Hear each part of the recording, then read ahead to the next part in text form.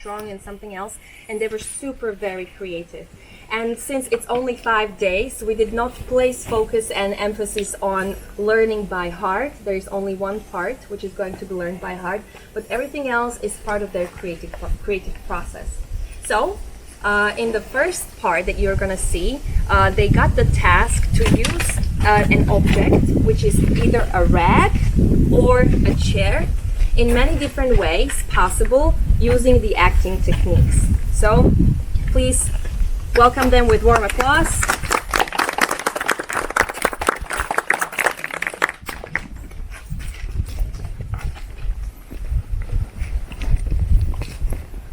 Please help me. I'm a poor woman. I haven't eaten for 3 days. Please help me. These beggars.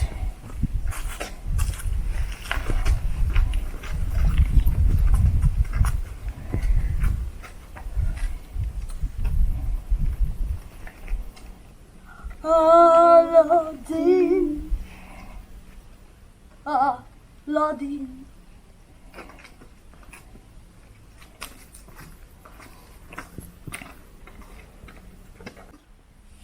One croissant. Yeah. Thank you. Bye. Hello, can you please make my hair shorter? Why? Of course.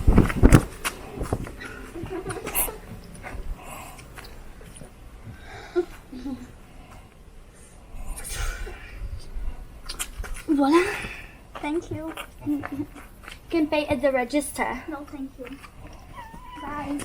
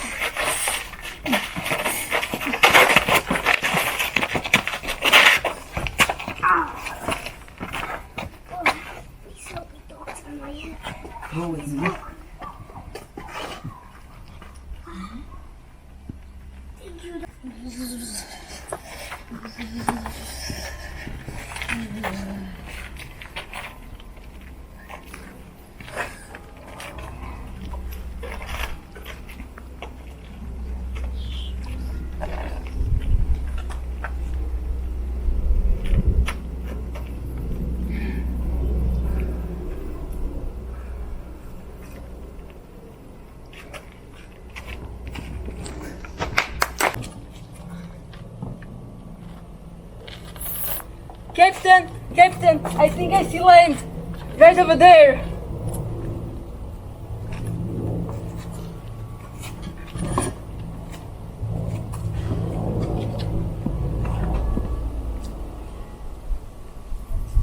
Sir, where to?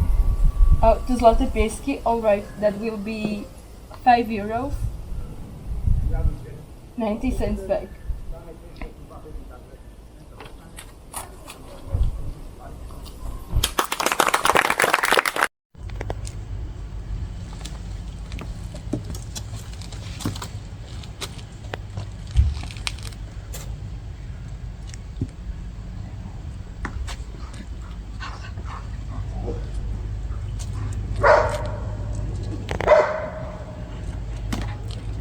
Hey shawty, need a ride? Check out this babe. Just bought it last night. It cost millions of euro, but it's worth nothing for now.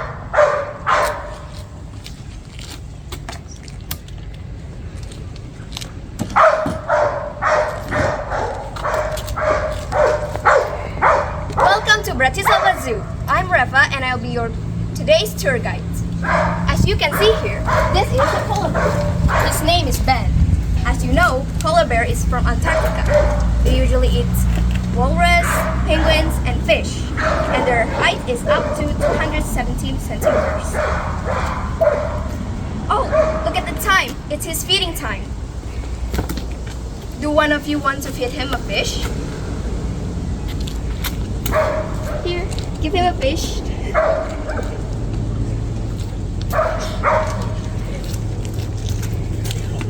Give him a fish. Bravo!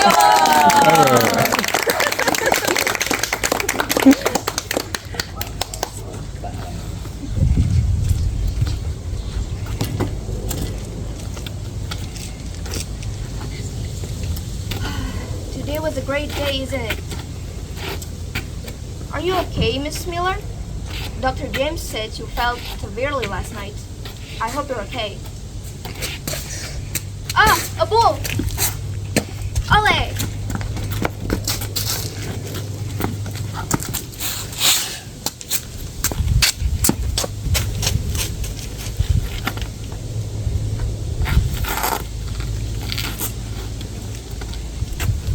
Report.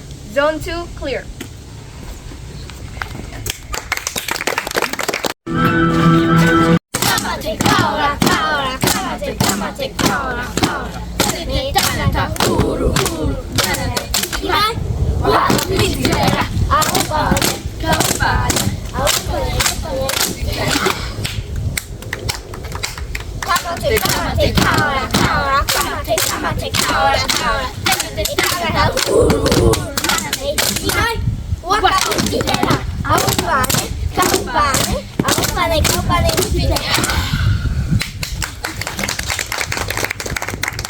Okay, back to the bath.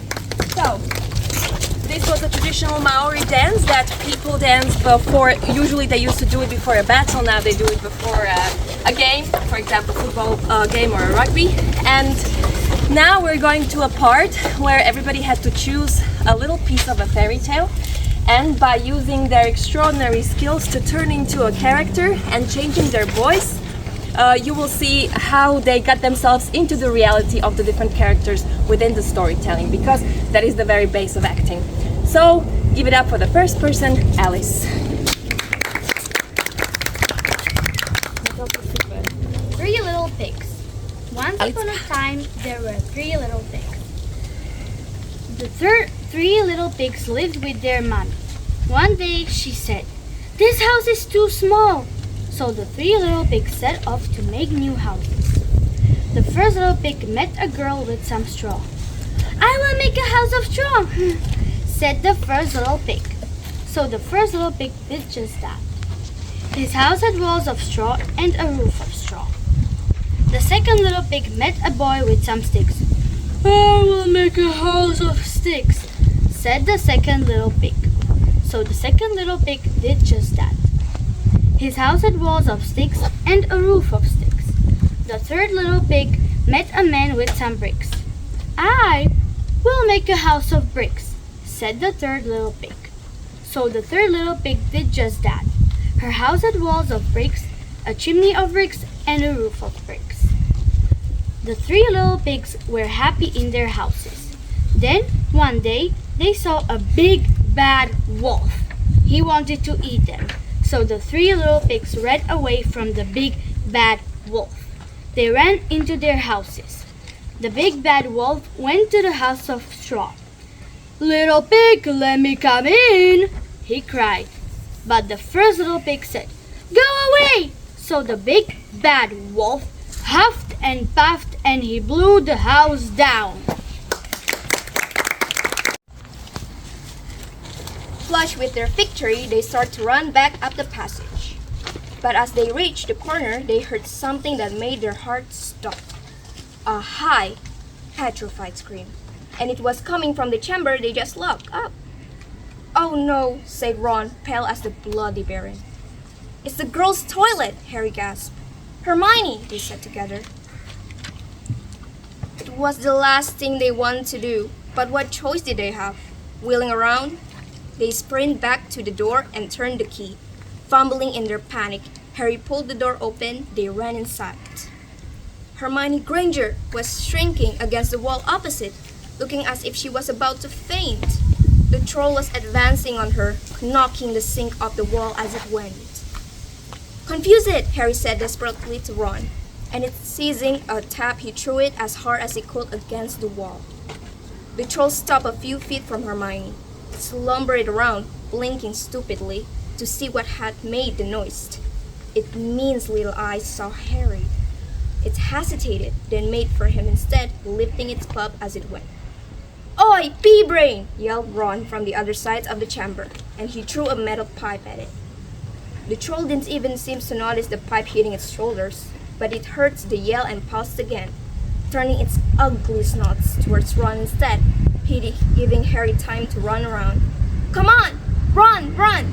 Harry yelled at Hermione, trying to pull her towards the door. But she couldn't move. She was still flat against the wall, her mouth open with terror. The shouting and the echo seems to be driving the troll berserk. It roared again and started towards Ron, who was nearest and had no way to escape. Harry then did something that was both very brave and very stupid. He took a great running jump and managed to fasten his arms around the troll's neck from behind. The troll couldn't feel Harry hanging there, but even a troll will notice if you stick a long big wood up his nose. And Harry once had still been in his hand when he jumped. It had gone straight up one of the troll's nostrils. Howling with pain, the troll twists and flayed its clubs. With Harry hanging on for dear life any second, the troll was going to rip him off or catch him a terrible blow with the club. Hermione had sunk to the floor in fright. Ron pulled out his own wand, not knowing what he was going to do. He heard himself cry, the first spell that came into his mind. "Wingardium Leviosa!" Found a huge castle. Oh my, the castle is in the sky. I can't believe this. Jack grabbed inside. Everything is so big in here. Who lives in this big castle? There's over 400 eggs. Odds are one of them is bound to like you. You remember how we met? Well, I try not to. Well, I remember. Excuse me, miss. Can you check and see if there's a hook in my lip? Marilyn! Well, you gotta look a little closer because it's wiggly. Staircase in the palace that she had never seen before. When she pushed open the door, she saw an old woman sitting at a spinning wheel. "Come in, my dear," said the old woman, who was really the wicked fairy. "What are you doing?" asked the princess. She had never seen a spinning wheel before. "I'm spinning," said the old woman. "I'll show you how to do it. Come and hold this." The princess put out her hand. "Oh, I've pricked my finger," she said. In a second, the princess was fast asleep. Downstairs, the king yawned, the queen yawned, and everyone else yawned. Then they went to sleep. The wicked fairy disappeared, and the 6 good fairies carried the sleeping princess to her bedroom and laid her gently on her bed. Of the lost princess and the queen. Now Rapunzel knew why they all looked alike. Marigothel was the only one who wanted to steal Rapunzel's magic hair. She had lied to Rapunzel about everything. "Mother, I'm the lost princess," Rapunzel said. Meanwhile, Flynn had escaped and arrived at the tower to rescue Rapunzel. "Rapunzel! Rapunzel, let down your hair," he called. But Marigothel would not let Rapunzel go. Marigothel hurt Flynn so badly that he could never ever take Rapunzel from her. Flynn still thought of a way to save Rapunzel. He cut her hair. Without Rapunzel's magical hair, Marigothel would tear it away. Rapunzel was finally free of evil woman. But without her long hair, Rapunzel had no more magic to save Flynn. He closed his eyes for the last time. Rapunzel cried. A single golden tear fell on Flynn's cheek. It contained the last bit of magic left inside Rapunzel. Flynn's eyes opened. He was all right. Rapunzel went to her real parents, the king and the queen. After 18 years of waiting, they took one look at the green-eyed girl and knew she was their daughter. Rapunzel had come home at last. Rapunzel loved her new life. She loved the world outside the tower. She loved her new friends, and at last she knew where she belonged, and they all lived happily ever after. I have not been able to find a single new name, but as I came to a high mountain at the end of the forest where the fox and the hare bid each other good night, there I saw a little house, and before the house a fire was burning, and around about the fire quite a ridiculous little man was jumping. He hopped upon one leg and shouted, "Today I bake, tomorrow brood, and next I'll have the young queen's child. How glad I am that no one knew that Rumpelstiltskin I am styled." You may imagine how glad the queen was when she heard the name, and when soon afterwards the little man came in and asked, "Now, Mistress Queen, what's my name?" At first she said, "Is your name Conrad?" "No." "Is your name Harry?" "No." "Perhaps is your name Rumpelstiltskin?" "The devil has told you that! The devil has told you that!" cried the little man, and in his anger he plunged his right foot so deep into the earth that his whole leg went in, and then in rage he pulled at his left leg so hard with both hands that he tore himself in two. Such a great job, and I'm very proud to have had such a great, amazing, talented group of young actors. And I have prepared a small diploma I want to give you now, so as a part of leaving ceremony. So, Esterka Švedová. Mau videoin yang moto ya? Mau videoin yang moto? Kayaknya lebih bagus. Congratulations. Fotoin. Dragoško. Congratulations. Hello. Soňko. Good. Congratulations. Adamko. Congratulations. Emka. Congratulations. Lukáško. And Alicka. Okay. So now that's all from us. If you want to stick around and have a chat between each other, you're more than welcome to. And other than that, thank you all so much for coming, and I hope to see you next year. Thank Okay. you.